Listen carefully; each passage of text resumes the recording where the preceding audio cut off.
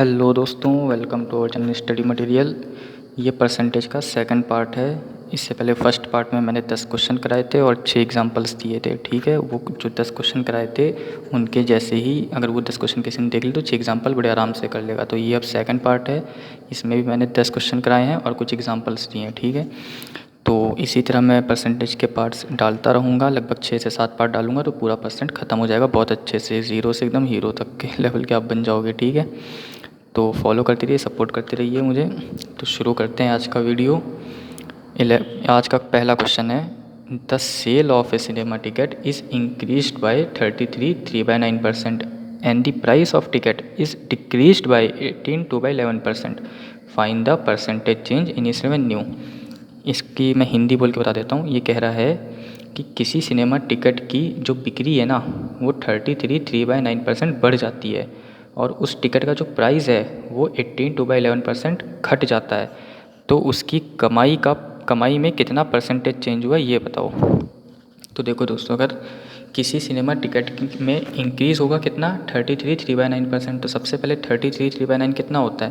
देखो ये 3/9 को अगर हम 1/3 लिख दें तो भी चलेगा। ठीक है, तो ये होता है 1/3 और 18/2/11 क्या होता है 2/11। ठीक है, ये परसेंटेज से फ्रैक्शन कैसे निकल रहा है ये मैंने अपनी पिछली वीडियोस में बताया है, जिसको ना समझ में अच्छे से देख लेना। अब यहाँ देखो, सिनेमा टिकट में जो बिक्री थी वो 33.3/9% बढ़ रही है, तो इससे हमने फ्रैक्शन बनाया 1/3। मैंने बताया था ये नीचे वाला 3 ओरिजिनल है और ये ऊपर वाला इंक्रीज़ या डिक्रीज़ होता है। यानी पहले सिनेमा की टिकट का प्राइस कितनी बिक रही थी 3, अब कितनी बिकेंगी 4। यहाँ 18/2/11% प्राइस घट रहा है, मतलब पहले प्राइस कितना था 11, 2 घट रहा है तो अब कितना रह गया होगा 9। ठीक, तो देखो नंबर ऑफ़ टिकट इंक्रीज़ हो रही हैं। पहले कितनी बिकती थी 3, अब कितनी बिक रही हैं 4। क्वेश्चन क्योंकि कह रहा है 33.3/9% बढ़ रही है बिकना, तो 3 से 4 हो गई। और टिकट की प्राइस पहले 11 थी, अब घट रही है तो कितनी हो गई 9। ठीक है, तो देखो पहले नंबर ऑफ़ टिकट 3 बिक रही थी, प्राइस थी 11, तो कितनी उसकी टोटल कमाई होगी 11 × 3 33, क्योंकि 3 टिकट बिकेंगी, एक टिकट 11 की है तो टोटल कमाई कितनी 33। ठीक है, और अब टिकट 4 बिक रही हैं लेकिन एक की कीमत कितनी है 9, तो अब उसकी टोटल कमाई कितनी 36। ठीक है, पहले कमाई थी 33, अब कमाई है 36। कितना का अंतर आया 3 रुपये, वो ज़्यादा कमा रहा है अब। ठीक है, 3 रुपये ज़्यादा कमा रहा है, पहले कितने कमाता था 33, तो 3 का इंक्रीमेंट हुआ 33 में। काटेंगे तो 1/11 आएगा, तो 1/11 को परसेंट चेंज करेंगे तो कितना 9, 1/11% इंक्रीज़ हुआ है। इंक्रीज़ क्यों, देखो पहले 33 था अब 36, तो 3 रुपये इंक्रीज़ हुआ। ठीक है, चलिए second question. If the income tax is increased by 21% then net income is reduced by 4%। Find the rate of income tax. इसको हिंदी में बता देता हूँ। ये कह रहा है कि अगर इनकम टैक्स 21% बढ़ जाए तो नेट इनकम 4% घट जाती है, तो रेट ऑफ इनकम टैक्स बताओ। ठीक है, तो इस क्वेश्चन को करने के लिए पहले मैं आपको कुछ बता देता हूँ बेसिक इसका। देखो होता क्या है कि जैसे किसी इंसान की इनकम होती है ना, जो जब उसमें से वो इनकम टैक्स दे देता है सरकार को, मतलब सब्ट्रैक्ट कर देता है अपनी इनकम से, तो जो इनकम बचती है उसे हम कहते हैं क्या नेट इनकम। जैसे मान लो कोई इंसान 100 रुपये कमा रहा है, उस पर 10 रुपये इनकम टैक्स लगा, तो कोई हमसे पूछेगा तुम्हारी नेट इनकम कितनी है, तो उसकी नेट इनकम होगी 90 रुपये, ना कि 100 रुपये, क्योंकि इनकम टैक्स तो चला गया ना, हमारे हाथ में तो 90 ही आया ना, तो ये नेट इनकम होती 90। अगर किसी की इनकम 100 है और उसने इनकम टैक्स 20 भरा तो उसकी नेट इनकम कितनी 80। ठीक है, यहाँ तक समझ गए। अब इसमें एक चीज़ और देखो कि जैसे पहले अगर 10 रुपये इनकम टैक्स लग रहा था तो 90 नेट इनकम थी, फिर 20 अगर इनकम टैक्स लगता है तो नेट इनकम कितनी हो जाती है 80। मतलब अगर इनकम टैक्स 10 रुपये बढ़ता है तो नेट इनकम 10 रुपये कम हो जाती है। तो यहाँ से ये पता चल रहा है कि जितने रुपए भी इनकम टैक्स बढ़ेगा उतने ही रुपए नेट इनकम घटेगी, क्योंकि वो माइनस तो किस में से होना था इनकम में से ही। ठीक है, ये चीज़ समझ में आ गई। यहाँ तो हमने ये देखा कि जितना भी वैल्यू में इनकम टैक्स बढ़ेगा उतनी ही वैल्यू में नेट इनकम घटेगी। ठीक है, लेकिन अगर इसी को हम परसेंट में देखना चाहें तो देखो इनकम टैक्स का अगर निकालें तो पहले कितना लगता था 10 रुपये लगता था, ये 10 रुपये बढ़ी कितनी 10 रुपये, तो 10 रुपये बढ़े 10 रुपये में, यानी कितनी परसेंट इंक्रीज़ हुआ 100 रुपये पर 100% इंक्रीज़। ठीक, नेट इनकम को देखो परसेंट में कितना डिक्रीज़ हुआ 10 रुपये, पहले कितने में 90 में, मतलब 10 रुपये डिक्रीज़ हुआ 90 में, यानी 1/9, यानी 11 1/9% इंक्रीज़। तो इस पूरे से जो मैं समझाना चाहता था वहाँ से हम ये समझे हैं कि अगर इनकम टैक्स जितना भी बढ़ता है ना, तो वैल्यू में तो इनकम टैक्स और नेट इनकम सेम रहते हैं। 10 रुपये बढ़ा तो 10 ही घटेगा, लेकिन अगर परसेंट निकालें तो इनकम टैक्स का परसेंट और नेट इनकम का परसेंट अलग लगाता है, लेकिन इनकी वैल्यू सेम होती है। तो कहने का मतलब ये था कि इनकम टैक्स का 100% नेट इनकम के 11 1/9% के बराबर है, ठीक है, जो कि है कितना, 10 रुपये, ठीक है। तो अगर ये चीज़ समझ गए हो तो ये क्वेश्चन अब कुछ भी नहीं, एकदम हल हुआ है, ठीक है। देखना इस क्वेश्चन को ढंग से अब, ठीक है दोस्तों, यहाँ तक समझ गए ना। अब देखिए, इस लाइन को समझने से पहले इस लाइन को समझिए। देखो, जो नेट इनकम का 4% है क्वेश्चन में, क्वेश्चन अब देखिए, नेट इनकम का जो 4% है वो किसके बराबर होगा, इनकम टैक्स के 21% के बराबर। ये लाइन मैंने कैसे लिखी ये समझाया मैंने, ठीक है, कि इनकम टैक्स का जो 100% है वो किसके बराबर है, नेट इनकम के 11 1/9% के बराबर। ये क्वेश्चन हमें बोल रहा है। अगर हम इसको एग्जाम्पल के तौर पे देखें तो वो वैल्यू कितनी है, 10 रुपये की। वैल्यू में तो सेम है लेकिन इनका परसेंट अलग है। तो क्वेश्चन ने इन्हीं दोनों को इक्वल, इन दोनों का दे दिया है क्वेश्चन में, ठीक है, कि नेट इनकम का 4% किसके बराबर है, इनकम टैक्स के 21% के बराबर, ठीक है। तो हमने ये net income upon income tax लिखा, 21/4 आया, ठीक है। इनकम टैक्स इधर आएगा, 4 इधर जाएगा, तो 21/4, परसेंट से परसेंट कट जाएगा, ठीक है। तो रेट ऑफ इनकम टैक्स निकालना था। अब देखो यहाँ पे नेट इनकम कितनी आई, 21, यहाँ से इनकम टैक्स कितना आया, 4। अभी मैंने बताया था, ये देखो इधर, कि इनकम में इनकम टैक्स माइनस करेंगे तो नेट इनकम आती है। तो हमारे पास वैल्यू 4 आ गई, 21 आ गई। तो अब हम कितने में से 4 माइनस करें कि 21 आ जाए, ये हमें निकालना है। कितने में से 4 माइनस करें कि 21 आ जाए, तो आंसर क्या, 25। 25 में से 4 माइनस करेंगे तो 21 आ जाएगा। तो हमें इनकम मिल गई, ठीक है।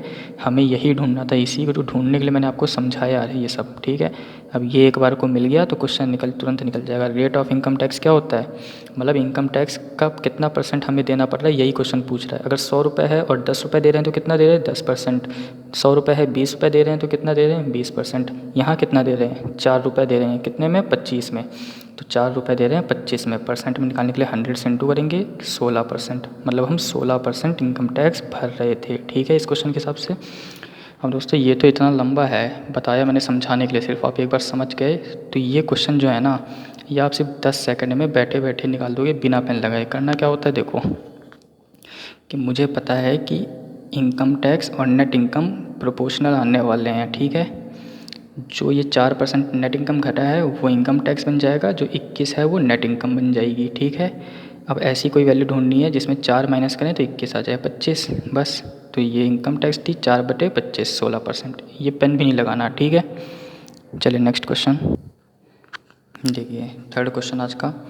When income of a man is increased by 8,000, then tax rate reduced from 20% to 15%. While in both situation 25% income tax is free, ठीक है। Find his initial income if he paid equal tax in both cases। मतलब किसी इंसान की income अगर हम 8,000 रुपये बढ़ा दें तो टैक्स रेट 20% से 15% लगने लगता है, ठीक है। और दोनों ही सिचुएशन में 25% इनकम टैक्स फ्री है। तो उसकी पहले वाली इनकम बताओ, इनिशियल इनकम बताओ, अगर वो दोनों सिचुएशन में इक्वल टैक्स पे करता था, ठीक है। दोनों सिचुएशन कौन सी हैं, पहली सिचुएशन जिसमें वो 20% टैक्स भरता था, दूसरी सिचुएशन जब उसकी 8,000 रुपये बढ़ा दी, उस जितनी सैलरी थी उसमें अब वो 15% टैक्स भरता है, और दोनों ही सिचुएशन में वो बराबर टैक्स भरता है। क्वेश्चन ये कह रहा है, ठीक है। तो हमें उसकी इनकम बतानी है कि ऐसी कितनी इनकम थी उसकी। तो इस क्वेश्चन को करने के मैं दो तरीके बताऊंगा, एक इक्वेशन से और दूसरा थोड़ा शॉर्टकट होगा, ठीक है। तो पहला देखो, समझ लो कि इनकम कितनी है, x। मान ली मैंने इनकम x है तो लिख लिया x। अब x में मुझे कितना परसेंट देना पड़ता था पहले, 20%। तो x का 20% दे दिया मैंने, तो 20%, अगर परसेंट हटेगा नीचे 100, तो जितनी भी सैलरी थी उसका 20% हो गया, ठीक। अब ये जो सैलरी का 20% है ना, इसका 25% फ्री है, ठीक है। जितना भी टैक्स मुझे लगा इसका 25% फ्री है। तो 25 फ्री है तो देना कितना पड़ेगा, 75। तो जो टैक्स मैं अभी तक दे रहा था इसका 75% दूंगा, तो 75/100। ये किसके बराबर था, दोनों सिचुएशन, क्योंकि उसने कहा क्वेश्चन में दोनों में हम टैक्स बराबर दे रहे हैं। एक तो ये टैक्स हो गया, दूसरा सिचुएशन क्या थी कि जो भी सैलरी है ना उसमें अगर मैं 8,000 रुपये जोड़ दूँ तो इस सैलरी का 15% बराबर है, ठीक है। और जो ये अब टैक्स आया ना इसका भी 25% फ्री है, तो इसका 25% फ्री है तो मैं 75% दूंगा, क्योंकि देखो तो कह रहा है कि दोनों सिचुएशन में टैक्स फ्री है, ठीक है।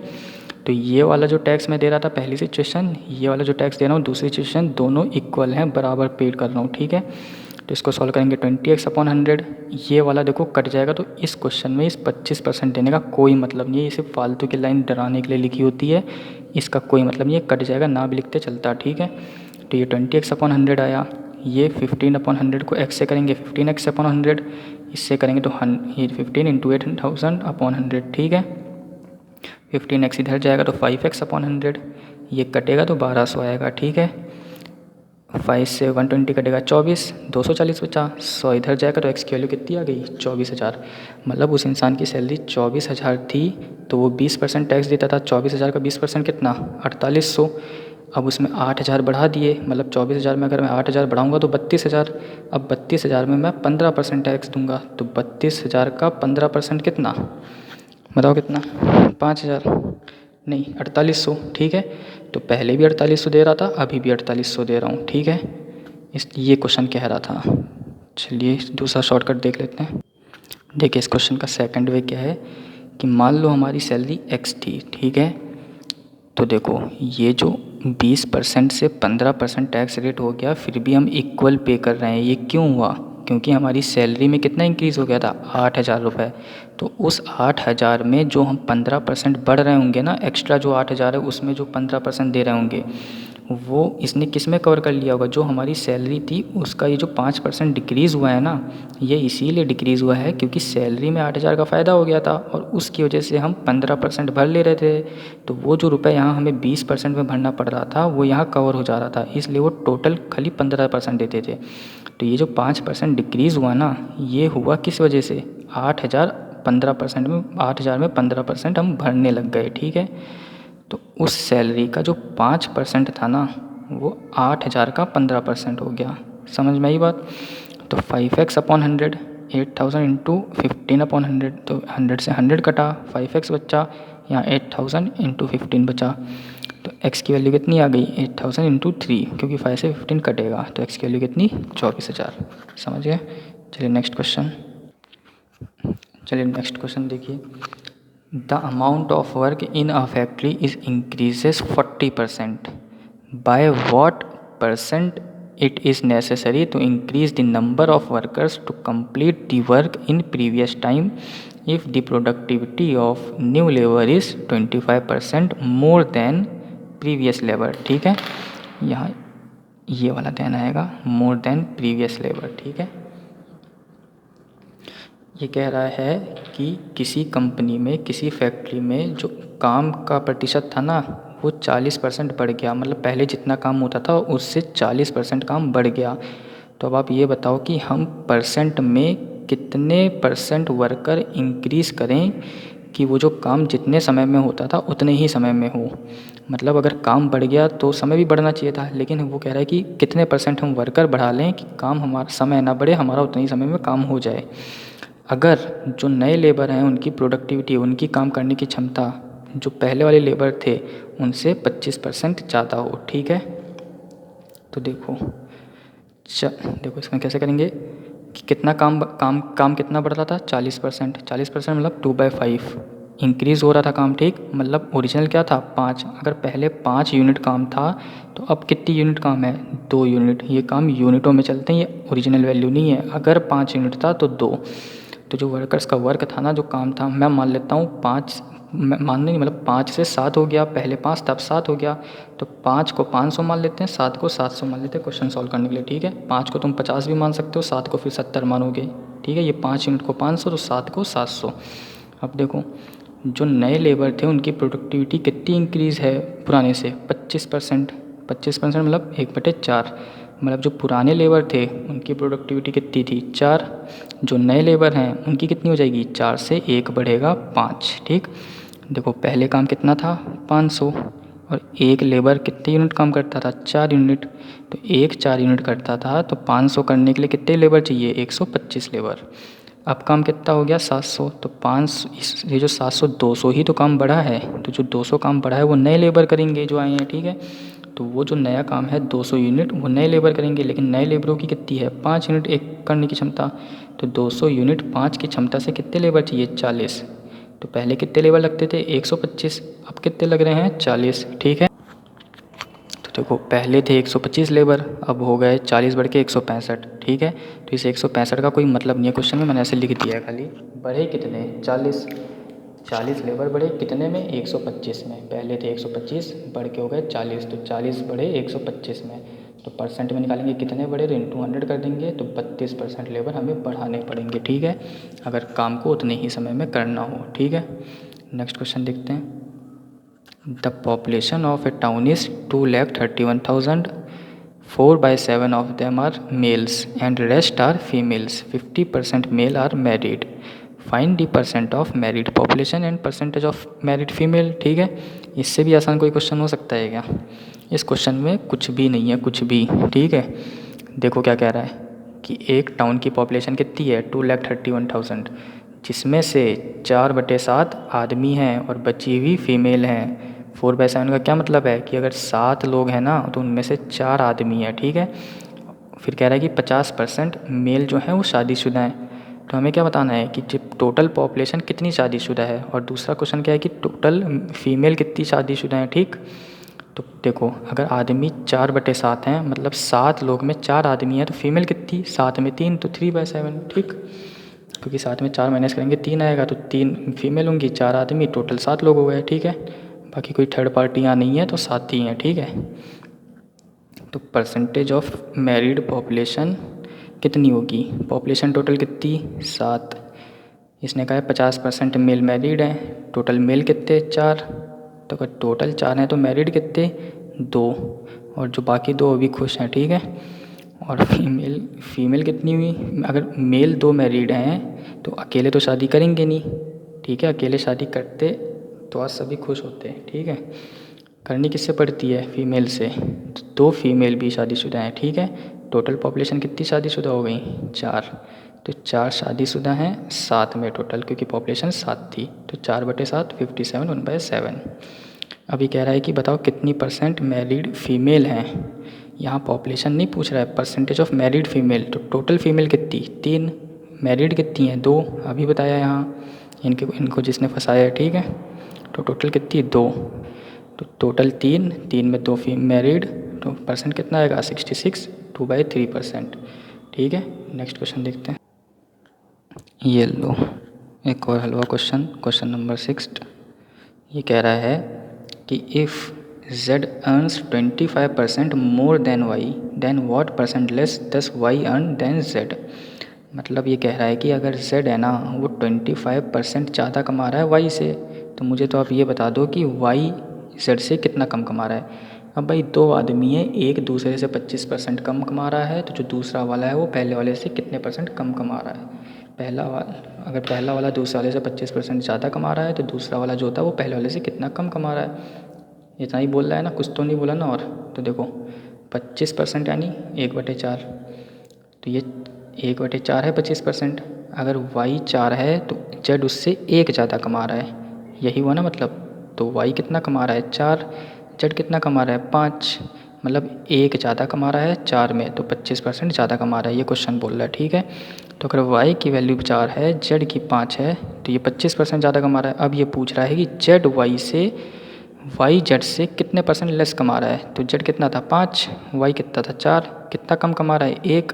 लेकिन अब ओरिजिनल कौन होगा, z, क्योंकि ये पूछ रहा है कि y z से कितना कम कमा रहा है। तो z से 5 में 1 कम कमा रहा है, 1 कम कमा रहा है 5 में, तो 1/5 20%। बस ऐसे ही करते हैं इस क्वेश्चन को, ठीक है। अब देखो 7th क्वेश्चन आज का। अगर सुमित की सैलरी 14/7 कम है लता से, तो बताओ लता की सैलरी सुमित से कितनी ज़्यादा। अगर सुमित की लता से इतने % कम है, तो लता की सुमित से कितने ज़्यादा, इतना ही बोल रहा है। तो कितने कम है सुमित की सैलरी लता से, 14/7।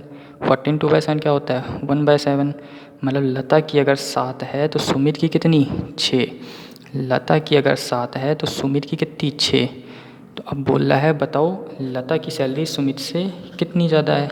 ठीक है, ये जो दोस्तों मैंने 17 का समझा दिया उसको थोड़ा सा इग्नोर करना, बस ये समझना अब कि सुमित की सैलरी लता से कितनी कम है 14/7। तो 14/7 कितना होता है 1/7। मतलब लता की 7 तो सुमित की कितनी 6। लता की 7 तो सुमित की कितनी 6। अब बोल रहा है कि बताओ लता की सैलरी सुमित से कितनी ज़्यादा है। ठीक है, नहीं, अब ये बोल रहा है लता की सैलरी सुमित से कितनी ज़्यादा है। ठीक है, तो सुमित की कितनी थी 6, लता की कितनी 7। तो कितनी ज़्यादा है लता की 1 ज़्यादा है सुमित से कितनी ज़्यादा है। ठीक है, तो सुमित से लता की 1 ज़्यादा है, सुमित की 6 है तो 1 ज़्यादा है 6 में, तो 16 2/3%। इस क्वेश्चन को बोलने में थोड़ा मैं कंफ्यूज हो गया, लेकिन ये क्वेश्चन बहुत इजी था, आपने देखा ही होगा। ठीक है, तो समझ तो गए हो गया आप अच्छे से। इससे पहले वाला भी ऐसे ही था, ये भी ऐसे ही है। ठीक है, एक बार जल्दी से बता देता हूँ। 14/2/7 थी टोटल। ठीक है, मतलब सुमित की सैलरी 14/2/7 कम थी लता से, तो 1/7। मतलब कि लता की 7 है तो 1 कम सुमित की। तो यहाँ हमने लिख लिया सुमित की 6 थी लता की 7। ठीक है, क्योंकि क्वेश्चन अब क्या पूछ रहा है कि लता की सुमित से कितनी ज़्यादा है, तो लता की कितनी ज़्यादा है वही 1 ज़्यादा होती है। ठीक है, लेकिन अब की किस में से निकालना है सुमित से, क्योंकि सुमित से लता की कितनी ज़्यादा पूछ रहा है, तो 1 ज़्यादा है 6 में, 16 2/3%। ठीक है, अब 18 क्वेश्चन देखते हैं। A, B, C and D purchase a pen for ₹84,000. The share of B plus C plus D is 460% of A and the share of A plus C plus D is 366.66% of B and share of C is 14% of A plus B plus D. Find the share of D. मतलब कि जो A B C D का ने एक pen मिलके ख़रीदा जो कि कितने का पड़ा 84,000 का, जिसमें से जो बी सी और डी ने रुपए लगाए ना वो 460% थे ए के, और जो ए सी और डी ने रुपए लगाए ना वो 366.66% थे बी के, और जो सी ने रुपए लगाए वो 40% थे ए प्लस बी प्लस डी के। तो डी ने कितने लगाए वो बताना है। तो देखो चारों ने मिलके कितने लगाए 84,000। B plus C plus D का शेयर कितना 460% ऑफ ए। इसका क्या मतलब होता है 460% कैसे निकालते थे ये सिखा रखा है मैंने। 400% अलग किया, बचा कितना 60, वो अलग किया। 400 का 4 60 3/5 सॉल्व कर दिया 23/25। ठीक है, तो इसका क्या मतलब है कि अगर ए 5 है तो B plus C plus D कितने 23, क्योंकि 5 का 460% 23 ही होता है। ठीक है, तो इस 460% ऐसे निकला, और इसका मतलब है अगर ए 5 है तो B plus C plus D कितने 23। तो जोड़ेंगे कितना आएगा A plus B plus C D 28, यानी हमारी 28 यूनिट आई, जो कि क्वेश्चन ने कितनी दे रखी है 84,000। तो 1 यूनिट निकाल लेंगे, 28 डिवाइड करेंगे 3000 आ जाएगा। ठीक है, ए कितना था 5 यूनिट, 1 यूनिट आई 3000, तो ए की वैल्यू कितनी 15,000। ठीक, अब क्या बोल रहा है सिमिलरली कि 366.66% है कौन A plus C plus D B के। तो ये क्या होता है सॉल्व करेंगे 11/3, मतलब अगर बी 3 है तो वो तीनों कितने लगा रहे होंगे 11, क्योंकि बी के 366.66% हैं वो लोग। ठीक है, तो इन चारों का मिला के कितना आ जाएगा 14, 11 + 3 14, तो 14 यूनिट 84,000। ठीक है, तो देखो दोस्तों 14 यूनिट कितनी आई 84,000, तो 1 यूनिट कितनी आ जाएगी 14 को 84 से डिवाइड करेंगे 6000। ठीक है, तो बी की वैल्यू कितनी थी 3, तो 3 × 6000 18,000। तो बी ने कितना लगाया 18,000, ए ने कितना लगाया था 15,000। अब सी का निकालेंगे, सी का क्या बोला है C is 40% of A plus B plus D. देखो यहाँ उल्टा बोला है कि वो लोग पहले होते थे किसी के गुना, अब यहाँ पे सी इन तीनों का 40% है, तो 40% 2/5, मतलब अब देखो सी अगर 2 है तो ये तीनों कितने 5, अगर सी 2 तो ये तीनों कितने 5, क्योंकि सी इनका 40% है, तो 5 का 40% कितना 2। ठीक है, तो ये चारों मिलके कितने 5 + 2 7 यूनिट, तो 1 यूनिट कितनी आ गई 14,000। तो सी की वैल्यू कितनी नीचे सी की वैल्यू सी कितना था 2 यूनिट, तो 2 × 14,000 28,000। तो ए 15 बी 18 और सी कितना 28,000 लगा रहे हैं, इन तीनों को ऐड करेंगे आएगा कितना 61,000। ठीक है, तो डी कितना है टोटल 84 लग रहा था, तो -61 कर देंगे, तो डी की वैल्यू आ जाएगी 23,000। ठीक है दोस्तों, चलिए नेक्स्ट क्वेश्चन, 9th क्वेश्चन आज का। A family consumes 25 kg rice and 9 kg wheat per month and spends 350 rupees. The price of rice is 20% of the price of wheat. If the price of wheat is increased by 20%, then find reduction in consumption of rice. If it has the same amount to spend and the price of rice is constant. ये कह रहा है कि एक जो family है वो 25 kg चावल और 9 kg गेहूँ खाती है और एक महीने में और कितना रुपये लगाती है, 350 रुपये में 25 kg गेहूँ और 9 kg खरीद लेती है। जो चावल का कीमत है ना वो 20% 20% है किसके, गेहूं के प्राइस के, मतलब जितने का गेहूं है उसका 20% चावल का दाम है, ठीक है। अगर गेहूं का प्राइस 20% बढ़ा दें तो पता करो कि चावल को कितना परसेंट हमें चावल कम खाना पड़ेगा, कितना परसेंट रिडक्शन करना पड़ेगा चावल में, क्यों अगर हमारे पास सेम अमाउंट है स्पेंड करने को और चावल का प्राइस कांस्टेंट है। तो देखो क्वेश्चन कह रहा है कि एक फैमिली है जो 25 kg और 9 kg चावल और गेहूं खाती है और टोटल 350 रुपये खर्च करती है और जो चावल की कीमत है वो 20% है गेहूं की कीमत के, ठीक है। और ये कह रहा है कि अगर हम गेहूं की कीमत 20% बढ़ाते हैं तो यहाँ देखो अगर कॉमन सेंस है कि अगर गेहूं की कीमत बढ़ जाएगी और क्वेश्चन कह रहा है कि हमारे पास सेम अमाउंट है स्पेंड करने के लिए और चावल की कीमत उतनी की उतनी है, तो गेहूं की कीमत बढ़ाएंगे तो हमारे पास रुपये जब 350 ही थे तो चावल जितने का खरीद रहे थे तो कम रुपये बचेंगे, तो चावल को कम खरीदना पड़ेगा। तो वो यही पूछ रहा है कि कितने % कम चावल खरीदेंगे अब हम, ठीक है। तो समझ लो कि राइस की कीमत कितनी है x, वेट की 5x, ये समझा नहीं है। देखो कैसे, प्राइस ऑफ राइस कितनी थी 20% ऑफ प्राइस ऑफ वीट, मतलब जो जितना गेहूं की कीमत है उसका 20%, तो 20% क्या होता है 1/5, मतलब अगर गेहूं 5 रुपये का है तो चावल कितने रुपए के है 1 रुपये के, तो गेहूं 5x तो चावल कितने x। तो देखो यहाँ 25 kg चावल x रुपये के थे 1 kg, तो 25 kg कितने के 25x के। 9 kg चावल 1 kg 5x के थे तो 9 kg 9 × 5x, ये पूरा वो कितने रुपए में ख़रीदता था 350 रुपये में। तो 25x + 45x 70x = 350x की वैल्यू कितनी 5, यानी कि चावल की कीमत कितनी 5 रुपये, गेहूँ की कितनी 25 रुपये, ठीक है। चावल 5 रुपये, गेहूँ 25 रुपये, क्योंकि x की वैल्यू 5 आई है। अब देखो क्वेश्चन कह रहा है कि जो गेहूं की कीमत है ना वो 20% बढ़ा दी अगर, तो 25% थी, 25 में 20% बढ़ाएंगे यानी 1/5, 25 का 1/5 5 रुपये, तो 25 में 5 रुपये बढ़ा दो तो गेहूं की कीमत अब कितनी हो गई 30 रुपये, ठीक है। ठीक है, तो गेहूं की कीमत कितनी मान हो गई अब 30 रुपये, तो गेहूँ खरीदते कितना था 9 kg, तो अब अगर 9 kg खरीदेंगे 30 रुपये के हिसाब से तो कितने रुपए का आएगा गेहूँ 270 रुपये का। और क्वेश्चन ने कहा है कि हमारे पास सेम अमाउंट है स्पेंड करने के लिए, कितना था वो 350 रुपये, ठीक है। तो 350 रुपये था जिसमें अब हमने 270 के तो गेहूँ ही खरीद लिए। अगर 350 में मैं 270 के गेहूँ खरीद लूँगा तो बचेंगे कितने 80 रुपये। और कह रहा है कि चावल की प्राइस कांस्टेंट है जो कि कितनी निकाली थी हमने 5 रुपये। अब अगर 5 रुपये के चावल हैं, मेरे पास 80 रुपये बचे हैं, तो कितने केजी चावल आ पाएंगे 16 ही केजी आ पाएंगे। पहले कितने केजी आ रहे थे 25 केजी, बस निकल गया क्वेश्चन। पहले आ रहे थे 25 केजी, अब आ रहे हैं 16 केजी। कितने केजी कम खाऊंगा अब मैं 9 केजी कम खाऊंगा। तो 9 केजी कम खाऊंगा कितने में, पहले 25 खाता था अब 9 केजी कम खाऊंगा, तो 9 का डिक्रीज़ हुआ 25 में, 9 का डिक्रीज़ हुआ 25 में। परसेंट में कैसे निकालते हैं × 100 किया, तो 36% कम केजी चावल खाने पड़ेंगे मुझे। क्यों, क्योंकि गेहूं का 20% इंक्रीज़ हो गया था प्राइस, ठीक है। नेक्स्ट क्वेश्चन चलते हैं, आज का last question. If 60% of students in school are boys and the number of girls is 972, how many boys are there in the school? अब बताओ इससे इजी क्वेश्चन कुछ होगा। ये कह रहा है कि 60% स्टूडेंट्स स्कूल में कितने कौन है लड़के हैं और बच्ची जो लड़कियां हैं वो 972 हैं। How many boys are there in school.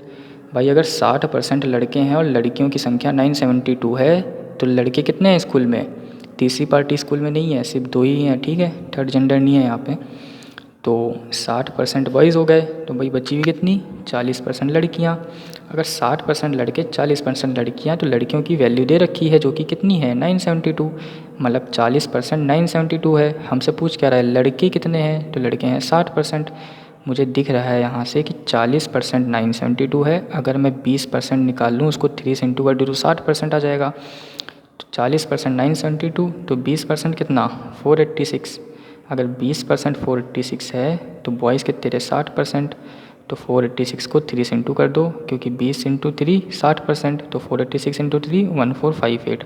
आप इसको अगर ऐसे नहीं समझे तो ऐसे भी कर सकते थे, 40% 972, तो 1% कितना 972 अपॉन 40, तो बॉयज़ निकालना था, 60% है चूँकि, तो 972 अपॉन 40 था, इंटू 60 कर देते 1458 आता। ठीक है, तो ये सेकंड पार्ट था। अब मैं आपको एग्जांपल दे देता हूँ इसके। ठीक है दोस्तों, पहले 6 क्वेश्चंस मैंने पिछले वीडियो में दे दिए थे, तो जो 7th और 8th है, ये 7th और ये 8th, ये दोनों आज सिर्फ 2 एग्जांपल दे रहा हूँ मैं, तो ये दोनों आप अपनी तरफ से करके देखना हो रहे हैं कि नहीं। ठीक है, यहाँ पे वीडियो रोकिए, क्योंकि अब मैं आगे आपको इसके आंसर्स दिखाने जा रहा हूँ। तो ये हैं दोस्तों 7th और 8th के आंसर, आप लोग अपने आप लगा के देखना हो रहे हैं कि नहीं। तो थैंक यू दोस्तों, अगर वीडियो अच्छा लगा हो तो लाइक करिए, चैनल को सब्सक्राइब करिए और वीडियो शेयर ज़रूर करिएगा। ठीक है, मैं इसी तरह पार्ट बनाता रहूँगा, 7-8 पार्ट में पूरी परसेंटेज ऊपर से नीचे एकदम अच्छे से कंप्लीट करा दूँगा। तो सपोर्ट करते रहिएगा, चैनल सब्सक्राइब ज़रूर करिए, शेयर ज़रूर करिए। Thank you.